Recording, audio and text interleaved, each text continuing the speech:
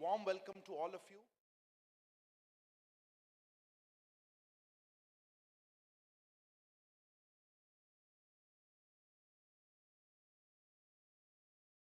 From India and across the world. Your presence here is testimony to that. From tomorrow morning, we have one of the very important activities of the G20 at this G20 summit being hosted by Prime Minister Shri Narendra Modi. To give us a sense of what all is in store and what has been happening so far, we have our proud privilege to have here on the dais Shri Amitabh Kant, Indian Sherpa. Joining him, Shri Ajay Seth, Secretary DA, also the Finance Deputy of the process. Next to him, Shri Harshvardhan Shringla, Chief Coordinator of the G20. And on my left, Shri Vinay Quatra, Foreign Secretary.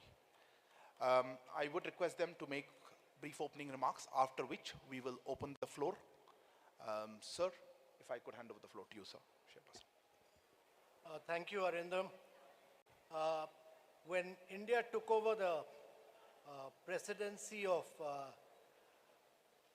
G20 in Indonesia at Bali, we were in the midst of a scenario of slowing growth and productivity worldwide. There was a huge impact of COVID-19 pandemic, which had led to vast segments of the global population going below the poverty line. Vast number of people had lost their jobs. There was a cost of living debt crisis. There had been a reversal on the Sustainable Development Goals. There was a challenge of climate crisis and climate action.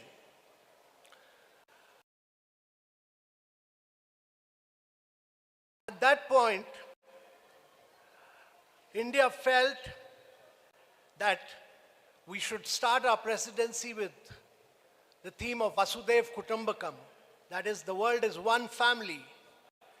We are one earth, one family, and we should have one future. And the Prime Minister, who's the leader of G20 from India, and I act as his Sherpa, he said that our presidency, India's presidency, should actually be inclusive, it should be ambitious, it should be decisive, and it should be action-oriented. And these are the four principles on which we have worked.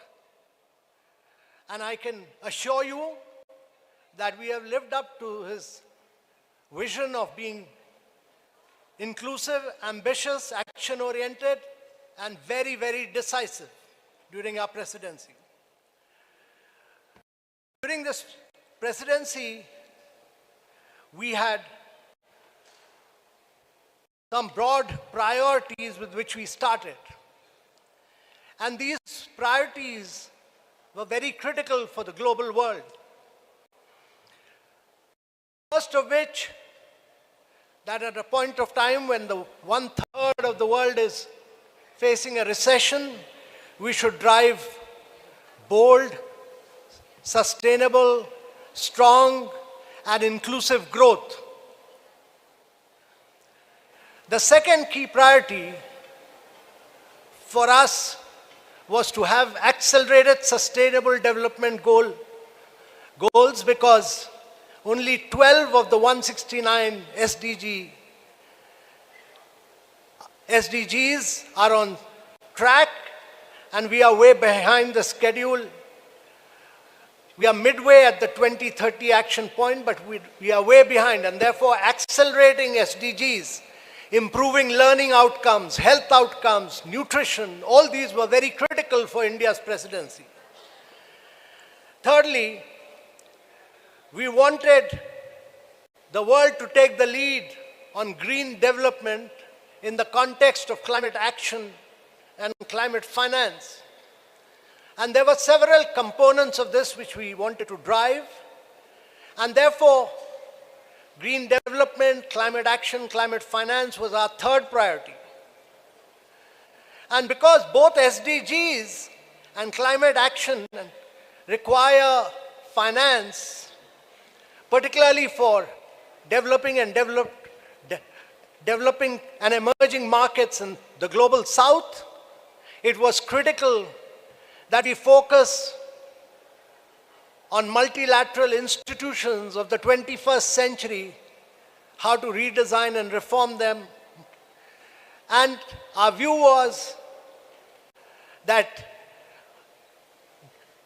Global South, developing countries, emerging markets, which has been a very, very key component of India's presidency, must be able to get long-term financing and must be able to use new instruments for financing to drive both SDG and climate finance.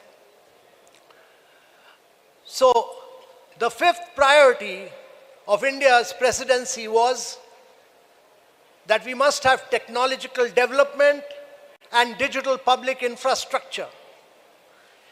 Because if we have to lift vast segments of the population, if we have to make a difference to the global south, technology will be the key driver. And most of the innovations in the world have come from the big tech in the West, and even in China, they've come from big tech. But India has created a very unique model of digital public infrastructure, which is open source, open API, is interoperable, and has enabled digital identity for every citizen, has enabled bank account for every citizen, has enabled everyone to do fast payments, has enabled everyone to improve learning outcomes and health outcomes. And during the COVID, we were able to do 2.2 billion COVID vaccinations. And therefore, technological development and how to use digital public infrastructure to drive growth, when 4 billion people of the world do not have digital identity, about 3 billion people do not have bank accounts, and over 133 countries do not have fast payments. That was critical from India's priorities perspective. And the last key priority, which the Prime Minister elucidated and which he felt very strongly about, was women-led development, to bring women-led development, to bring women empowerment and gender equality. So these have been the 6 key priorities of India on which we have worked. We had started our presidency on which the Foreign Secretary will talk about, with a meeting of the Voice of the Global South. We got the perspective of 125 leaders, and then we remained focused on the perspective of the Global South and the requirements of the developing countries. And the New Delhi Leaders' Declaration, which many of you will see post the summit, you will see it as a voice of the Global South and the developing countries. No document in the world would have such a strong voice for the Global South and the developing countries as the New Delhi Leaders' Declaration. And therefore, the Prime Minister's vision of India's G20 presidency being a very inclusive presidency has been our aim. There's been a huge scale and reach of India's presidency. There have been 19 G20 countries and EUs, and the EU, that means 20, 9 special invitee countries. There have been 3 regional organizations. There have been 11 international organizations who participated in all the 220 meetings that took place in India. We were able to use this opportunity to take the meeting to over 60 cities of India and every state and every union territory of India, and use this opportunity to demonstrate the liveliness, the vibrancy, and the dynamism of India's federal polity. Every state vigorously participated, and we were able to translate and bring a huge transformation to the city infrastructure in 60 cities. When G20s are held across other countries, they are held in the capital or maximum 2 cities. In India's case, we've held them over 60 cities of India and used this as an opportunity to transform them.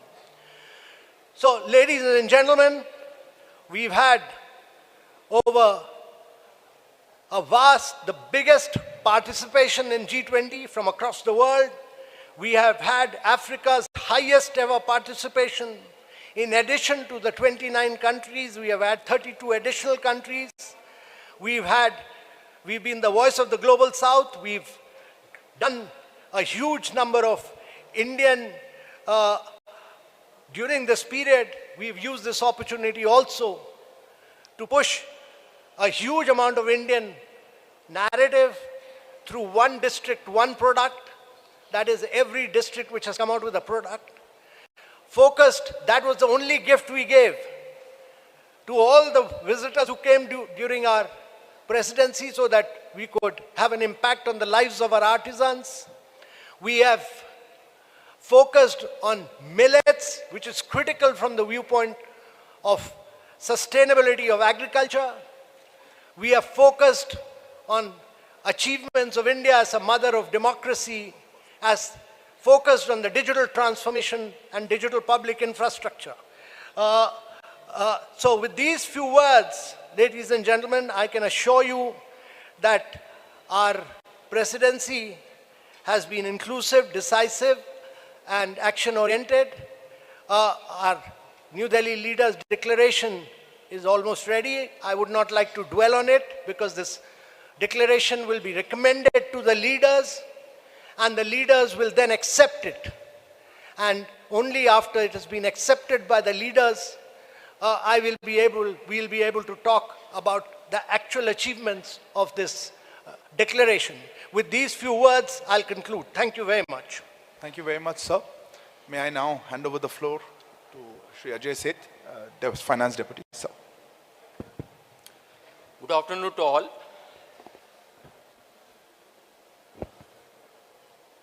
Let me share some of the priorities which the finance-related work handled during the course of the presidency.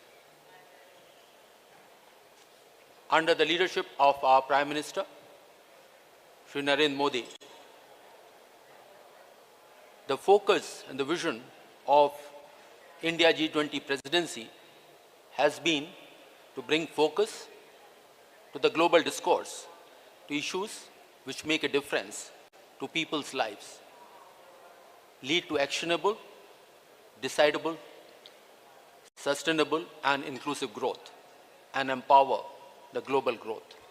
Keeping that vision in mind, the priorities which were set and endorsed by finance ministers and governors in February in their first meeting in Bangalore, some of them were how to strengthen multilateral development banks for challenges of 21st century.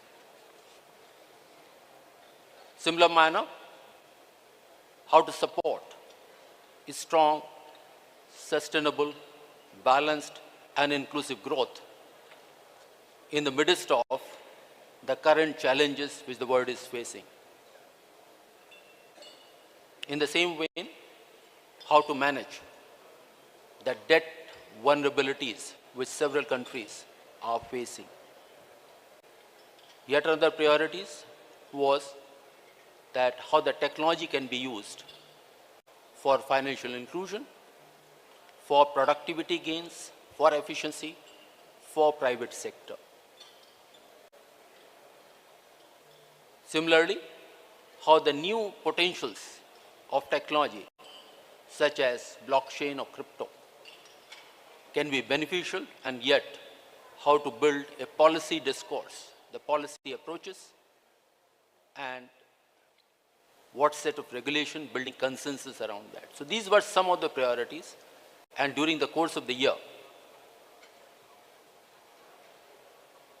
in more than 25 meetings of various working groups, ministers, deputies, these have been deliberated with very intense efforts. And one unique feature of the work has been, I'll put it rather two big elements, two big differences. One was to go beyond the structured meetings and arrange almost 40 seminars, side events, symposiums, inviting domestic as well as global experts and generating a very intense discussion to find a robust way forward. In a similar vein, how to generate the local connect, Jan Bhagidari. Almost 40 events were done on issues which are relevant to people's lives. Based on these deliberations over the course of the year, these recommendations have now been placed for consideration of the leaders. They would be discussing it over the course of next 2 days, and then we will have definite outcomes and we will all share with you. Thank you. Thank you very much, sir. May I request Shri Harshvardhan Shringla, Chief Coordinator, sir. Namaskar and good afternoon. The focus of today's press conference is on the G20 New Delhi Summit. But since many of our media friends have joined us only today, I'll briefly begin by taking you through our presidency journey. As you know, we assumed the presidency of the G20 on the 1st of December last year, and we will conclude our presidency on the 30th of November this year. During the course of our presidency, we would have hosted over 220 G20 meetings in 60 different cities across the length and breadth of our country. In keeping with the Prime Minister's vision of a pan-Indian G20, we will have hosted one G20 meeting in at least one G20 meeting in every state and union territory of India. And to my mind, that is the finest example of cooperative federalism that we can see. Now, the effort has been, of course, to take the G20 down to the grassroots level through a process that we call Jan Bhagidari, which is a people's participation movement. And whether it is through the G20 University Connect or the G20 Model School or quiz, essay and painting competitions and festivals, the G20 has been popularized and taken down to the grassroots levels in our country. We have also looked at the G20 as an opportunity to highlight and showcase India's rich cultural heritage and diversity and our tourism potential. And in that context, we have hosted over 300 cultural events with the participation of over 18,000 of our cultural artists and exponents. Of course, we have also made our presidency an inclusive one. Sherpa has already mentioned that we've had very significant participation from the global south and from Africa. We would have received a total of about 100,000 visitors for our G20 presidency from over 125 nationalities. And for many of them, this has been the discovery of a new India. And I think that has been very significant from their point of view. Clearly, the G20 presidency will bring economic benefits to our country and to our citizens, and that's also been a very important objective. Now, when you organize such a huge exercise, an unprecedented and uniquely Indian presidency, you do need an organizational base. And we have started on the organization and planning of the G20 as early as the beginning of last year, 1.5 years before today's eve of the summit. We have set up the G20 Secretariat. In this process, it has been a whole of government approach and a whole of nation approach. And every single Indian citizen has been involved in that effort. And it's very important to note that about 15 million of our citizens have been directly involved in the participation of some G20 event or the other across our country. So in that organizational endeavor, we've had guidance from the Prime Minister himself, from cabinet ministers. There is a coordination committee which has been set up under the Principal Secretary to the Prime Minister, which includes the NSA, which includes cabinet secretaries, senior secretaries, Sherpa and all of us here. And this committee has been meeting regularly. It's met at least 9 times formally, but many times informally, and has provided extensive guidance on every aspect and overseen every aspect of the presidency's organization and management. So I think that was important. Now, on the summit itself, of course, Foreign Secretary and Sherpa will take you through the program elements, but it's important for you to know what else is there and what are the activities and exhibitions and other events which are within the Bharat Mandapam, within the G20 summit complex. Of course, the media center is one that you have seen. Both halls 4 and 5 have been earmarked for the media center. We expect to host between 2,000 and 3,000 international and domestic media here. It will be a state-of-the-art media center with over 1,300 workstations, high-speed internet, and Additional Secretary XP would have communicated to you the other aspects of this media center. There is an emphasis on the cultural aspects of our presidency as well. There is a very unique exhibition which is called the Cultural Corridor, which will be on display at the convention center. This involves the display of cultural artifacts and objects from different countries, both tangible and intangible heritage, but also natural heritage. So this has some very, very interesting exhibits, which the details of which will be available with you. We also have an immersive display, which has, again, some of the best illustrations of every country that is a part of our G20 presidency. And all of this, again, is at the convention center. There's a democracy cube, which is also there. And what we will certainly do is that we'll make this available, we'll make this open to the media and the public after we finish the immediate summit. And this would be a very interesting exhibition to see. Besides that, we have the Mother of Democracy exhibition. India is the largest democracy, vibrant democracy over the ages, has arranged an exhibition which would be essentially narrating the 7,000-year tradition of democracy in our country from the ancient to the modern. There will be 26 interactive panels which would be available in all of the G20 languages. There are apparently 16 languages in which this will be available. There is also a bronze replica of a girl from the Sindhu Saraswati era, 2,500 to 3,500 years before.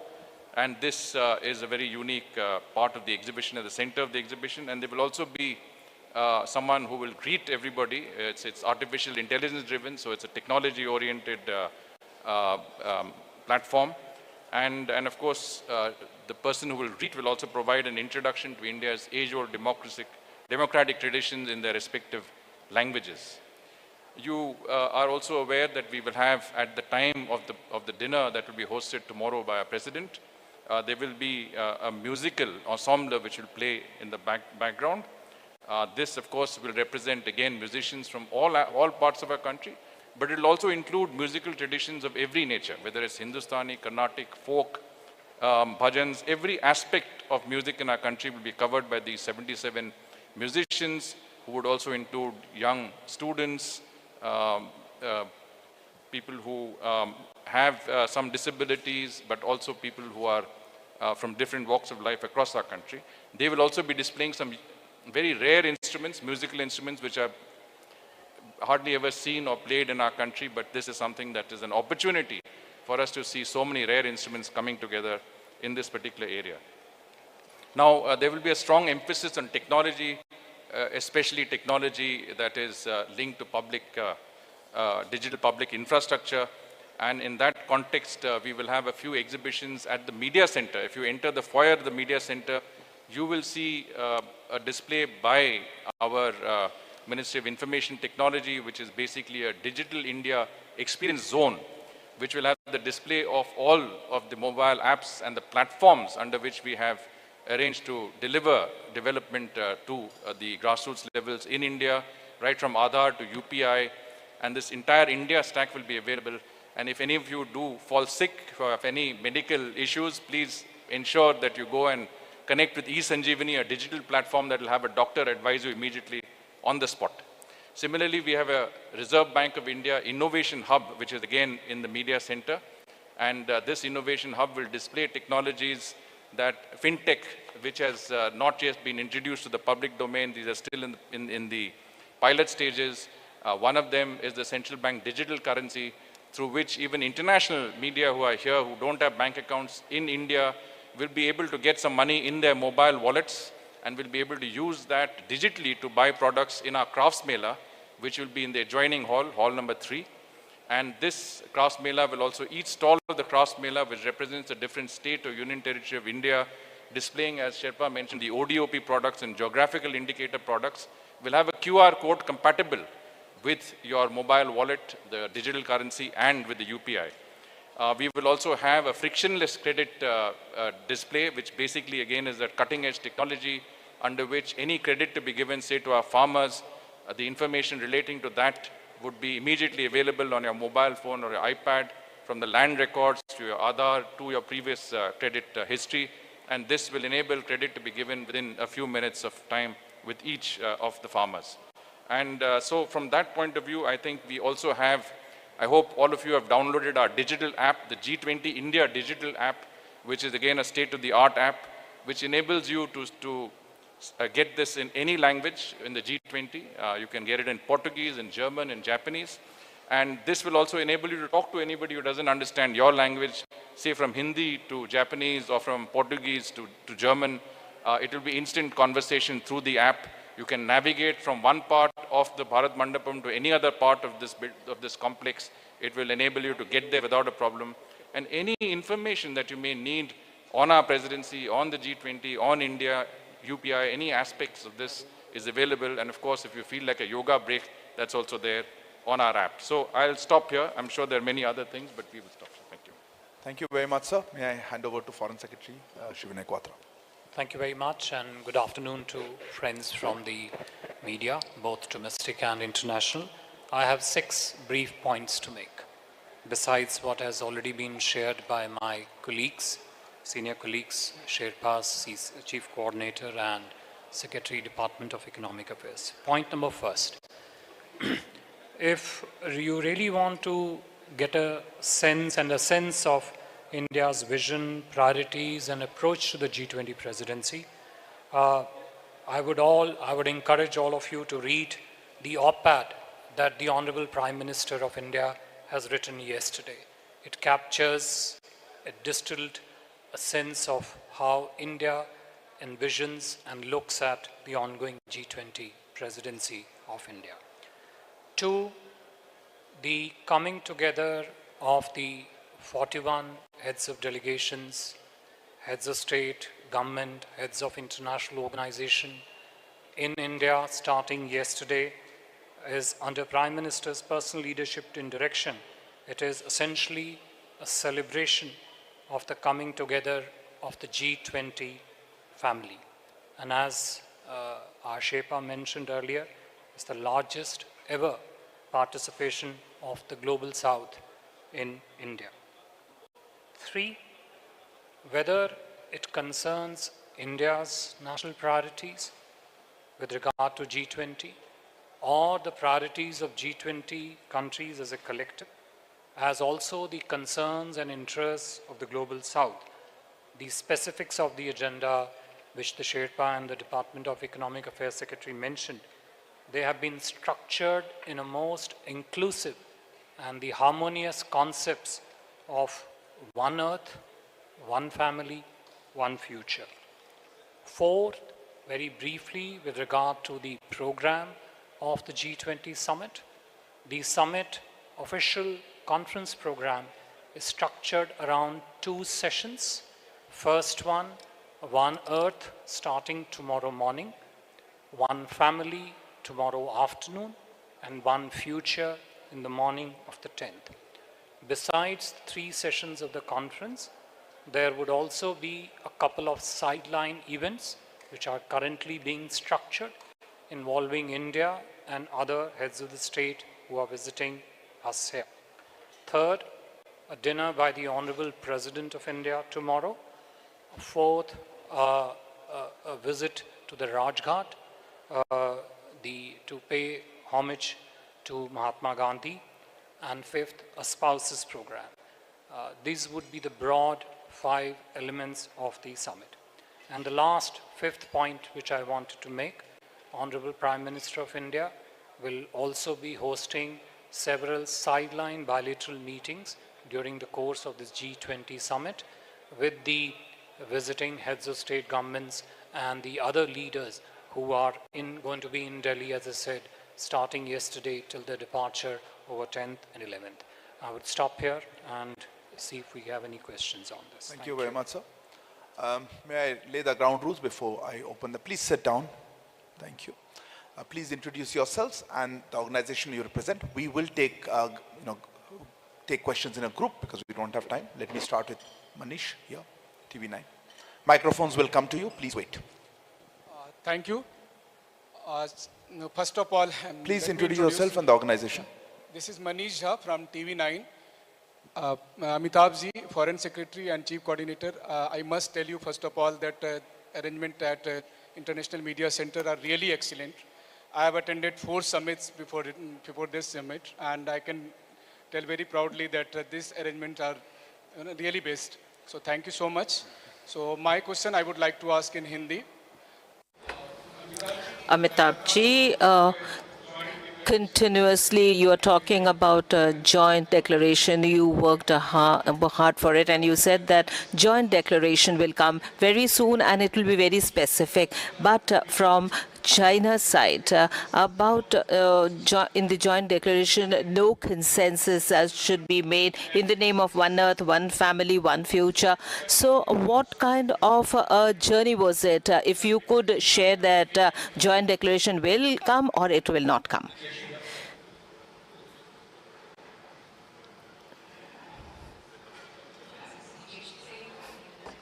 I'd like to know, Yeshi Seli from the New Indian Express, I'd like to know who's representing African Union. Is it Wacky Sol for the G20?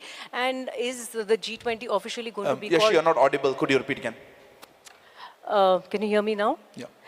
So this is Yeshi Seli from the New Indian Express. I'd like to know who is representing the African Union for the summit, and is the G20 officially going to be called G21 after the conclusion of the summit? Okay. Siddhant.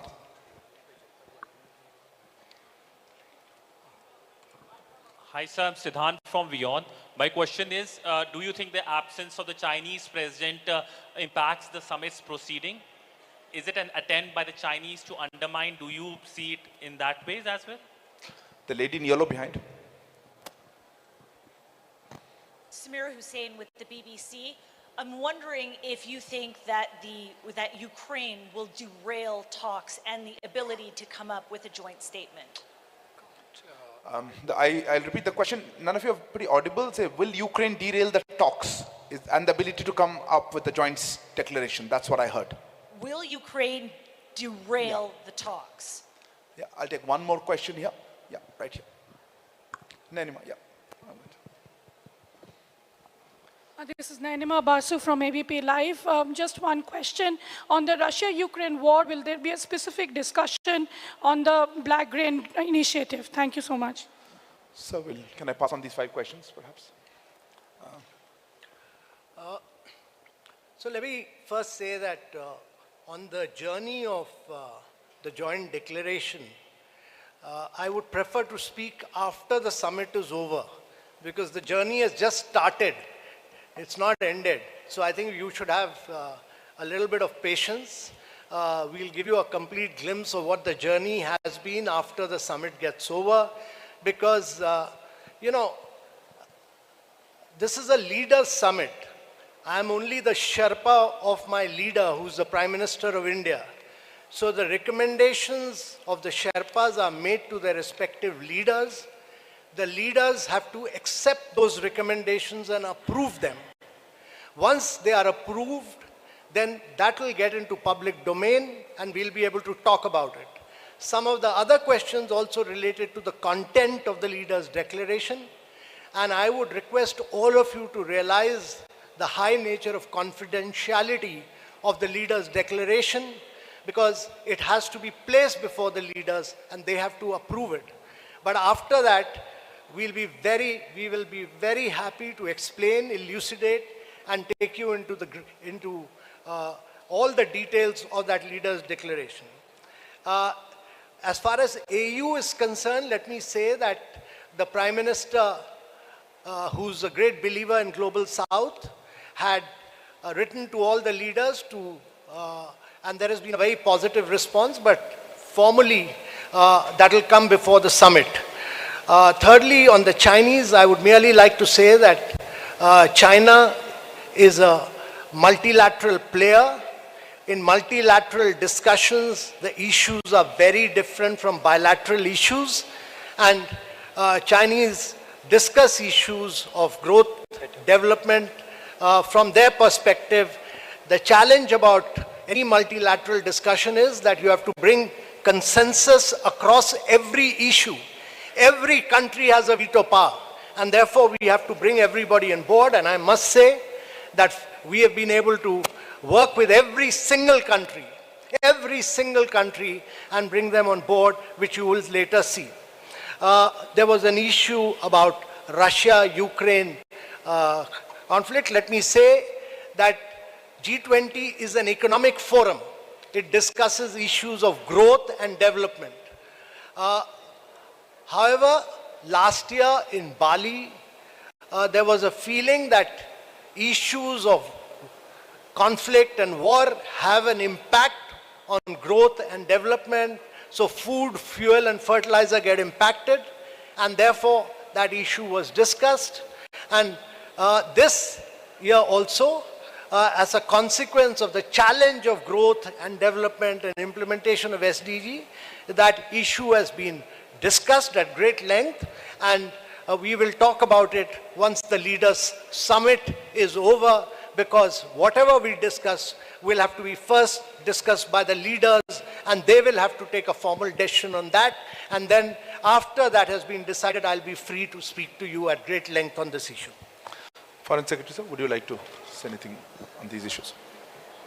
Nothing much to add except to the questions which was asked with regard to the presence or absence of leaders. I think External Affairs Ministers of India has already spoken on that issue, and I think that statement stands for itself. Thank you. I'll open the floor for the next round of questions. I saw a hand here. Yeah, please. I'll come back to you. Sir, sir, this is Mukesh Kaushik from Dainik Bhaskar. This way, center. Foreign Secretary, sir, for the first time, Chinese president is not taking part in G20. Have they provided any reason for his skipping this summit? And do you think that his absence is playing a spoiler, as Jack Sullivan put it? Yeah, a question there. Yeah, please.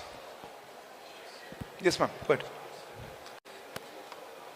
Microphone's not working. Yeah.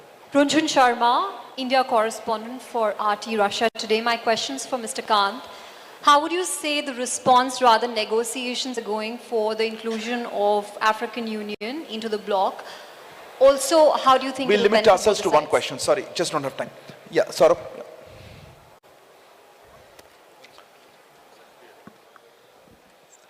Good afternoon, everyone. This is Saurabh Shukla. I'm editor-in-chief of News Mobile. This G20 presidency is also about India's solutions that the world faces today. What are the three big takeaways that you expect from the Leaders' Summit? More specific questions? Anyway, behind that, yeah. Go ahead. Behind you. Yeah. Go ahead, please. Yeah. So this is Pranay Upadhyay from Z News, and my question is to Sherpa Amitabh Kantji. Sir, India has been long pushing for the MDBs, like multilateral development bank reforms, and after the finance and the joint finance and the Sherpa track meeting, what is the takeaway? Is there a consensus emerging for the multilateral development bank reform, and how far we are to onset the process after the Delhi summit? Okay. I take one more question here. Yeah, gentleman at the back. Yeah, please. Sir मैं Madhurendra news nation से बोल रहा हूँ. Please sit down. You have the floor. You have the floor, but please sit down and ask the question while sitting down. Sir मेरा सवाल है.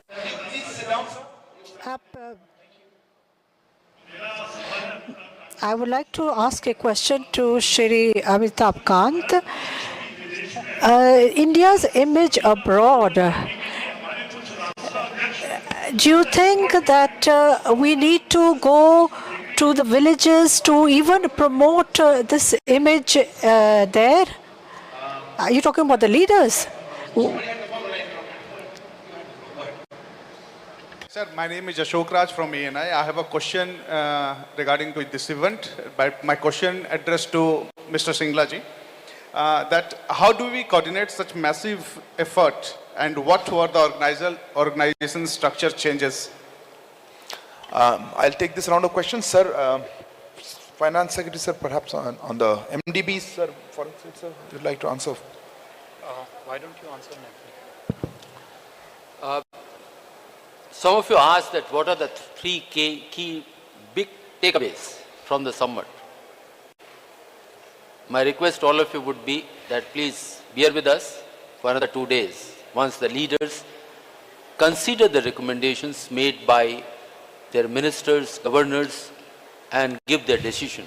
That would be the time to take a stock. That what have been the big takeaways as far as MDB reforms are concerned, both on strengthening multilateral development banks as well as other institutions, strengthening them like IMF. There has been a very rich and intense discussion, and we are highly hopeful that the discourse over the past 9 months will get a positive consideration from the leaders. Thank you. So, maybe. Okay, thank you. Look, I have already responded to the question on the presence or absence of certain leaders from the summit, and I mentioned that External Affairs Minister of India has already responded to that question. Having said that, let me also mention it's a question of which frame of reference do you look at when you look at the priorities, interests, concerns expressed in the G20, both of G20 countries as a collective, but also of those countries that are outside the G20, but their interest, concerns, and priorities are impacted upon what decisions get taken in the proceedings of the G20. We are welcoming, as I mentioned, heads of 41 delegations, heads of states, heads of government, heads of international organizations in Delhi since 7th for the coming 2 days. And our focus is, as Sherpa said earlier, to drive a consensus on priorities of the G20, how to structure in the priorities and interests of the global south into the G20 discussions, and how to bring together the leaders of the G20 and the leaders of the invited guest countries around that particular agenda.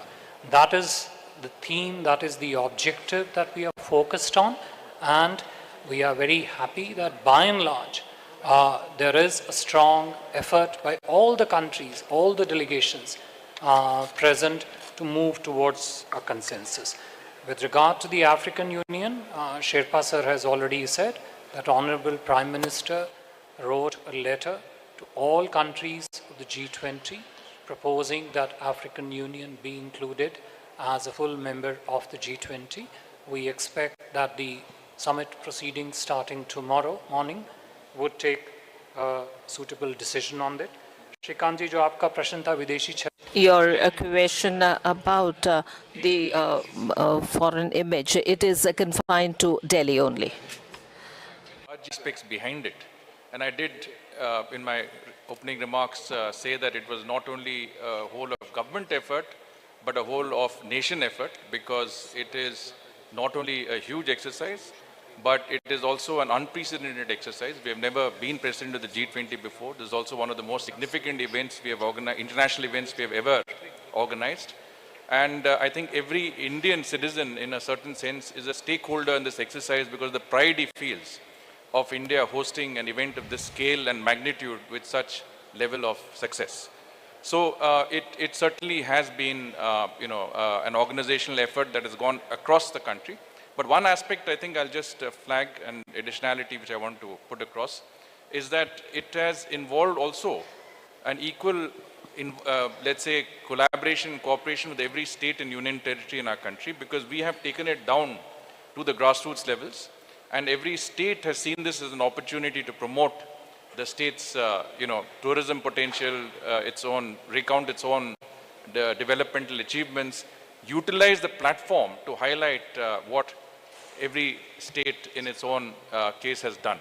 So from that aspect, as I said, it's a very fine example of cooperative federalism, and it has involved a level of cooperation that has gone from the central government to the states, to the municipalities, to the districts, and down to the grassroots levels. So I think if you look at the success of this presidency, it is guided at the highest levels, but it has also involved every citizen of our country. Sherpa sir, if you have anything to add on that question. No, I think Saurabh asked that question about the three key takeaways or what. Well, let me tell you that India has tried to build a huge India narrative to the G20.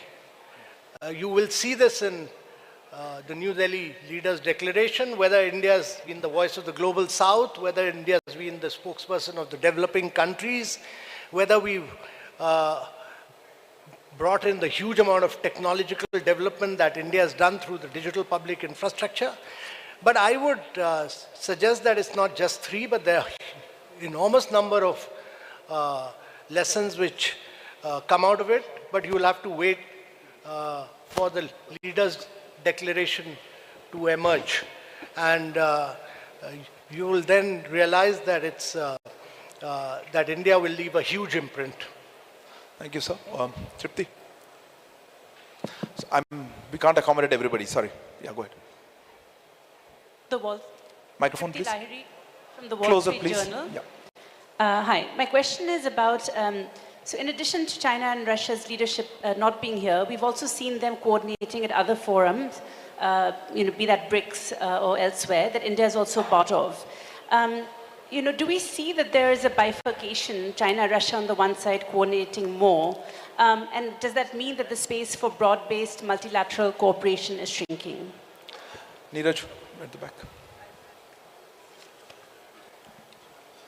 Sir, Neeraj, who News 18? I'm Neeraj from News 18 and India, and my question is to Shri Amitabh Kant. After the last year's G20 summit, there was an outcome declaration that when we had the meeting of the finance ministers, there was no final outcome because there was opposition from Russia and China, and therefore they had changed. It seemed as if they had changed their minds after the Bali summit. So do you think that because of Ukraine there will be no outcome declaration? Sir, you mentioned that the New Delhi Declaration is almost ready. Are we to assume that the consensus has been achieved on all issues? And will there be a separate chair's summary which will be issued at the end of the summit along with the joint communique?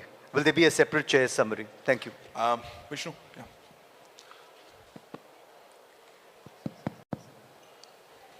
Good afternoon, Vishnu Shom from NDTV. There's a World Bank report which has come out, which has praised India's digital public infrastructure. I'm just trying to understand, how is India going to disseminate this infrastructure? Will it be through an organization or an institution like the Solar Alliance? There's a lady in the back, hand up there, I saw a long time ago. Yeah, you are the lady, ma'am. Thank you so much. Ksenia, RT.com.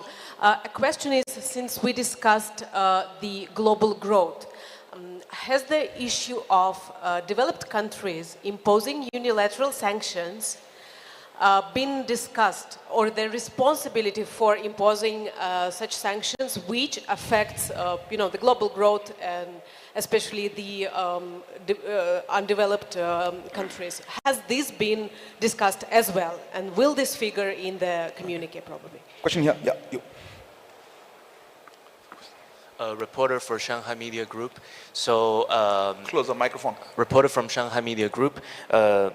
You mentioned that all participants show common interest in Global South, but I do believe there are different concerns between the Global South and the developed countries. So how India presidency will show its decisiveness in this? Thank you. Last question right at the back. Yeah, please go ahead. Yeah. So this is Rishabh from Times Now. So just last week, the Russian ambassador said that Indian negotiating team was under immense pressure, and there were teams that were trying to hijack the whole negotiation. If you can shed some light on that, how difficult it was during the negotiating time to come to a... I think to the first question, which is sort of more of an interpretative frame of what is happening to the multilateralism and the relate. I think we would rather focus on what are the priorities in the G20, of the G20 countries, and in that, what is the priorities that India stands for and the rest of the global south stands for. And I think the space that we come from is, our belief is that multilateralism needs to be reinvigorated, it needs to be inclusive, and it also needs to be an important center and a medium for global governance, which has to be more representative, naturally effective, transparent, and accountable. We have brought up these points strongly in the discussions in various meetings of the G20, including in particular the G20 Foreign Ministers meeting, and we will see how that finds reflection in the communique that's being negotiated. Neeraj, as far as your question is concerned, I would only just like to say that under the leadership of India's Prime Minister Narendra Modi, we hope that all member states of the G20 will come and work towards a consensus, and will continue to work towards a consensus, and that they will be, we hope that there will be a joint communique based on consensus. On the DPI thing, I think we would ask Sherpa sir to come and sort of talk about that. So, well, let me say that when we start people, while we are not talking at this stage about achievements, but I think one of the key takeaways of India's presidency is that the world acknowledges that India technology through the digital public infrastructure, which is a unique model. So its definition, its framework, its how we take it forward, will all of this has come into discussion during India's G20 presidency. Yeah. Okay. Thank you. So the couple of other questions. Yeah. So just two, I think one on Vishnu's question about how would the digital public infrastructure get expanded, develop strong externalities outside India and also, of course, within India. I think that is something which remains a very strong, robust, and an ongoing effort of the entire government of India and various departments. There are multiple lines of effort to ensure that DPI not only expands and spreads across various economic ecosystems within India, but also develops a huge value proposition for governance, for transparency, for financial inclusion internationally. And as I said, there are several strands and lines of effort which are underway. I think there was a question with regard to, the differences of priorities of global south and the industrial economies. Yes, that is a fact, that industrial economies come from a very vastly different economic base, social base, and the global south comes from a different economic base. But this is not to say that the priorities, interests, and the concerns of the global south are not relevant in the context of the G20. I think, if anything, they are perhaps central to the effectiveness, the functioning, and the successful outcome of the G20 modalities. So yes, those are different perspectives of the two respective, I would say, segments of economy, but they both have a very important interface when it comes to the deliberations of the G20. And as I said early on, India and Prime Minister Modi himself have been in the forefront about speaking on the priorities of the Global South. More importantly, why and how those priorities could be structured in to the agenda and the discussions of the G20. Thank you. Anyone else? Thank you very much for joining us. We're just completely out of time. Thank you all thank you to members on the dais. Thank you all for joining us here. We will now see you on Sunday for the end of presidency presser. Thank you.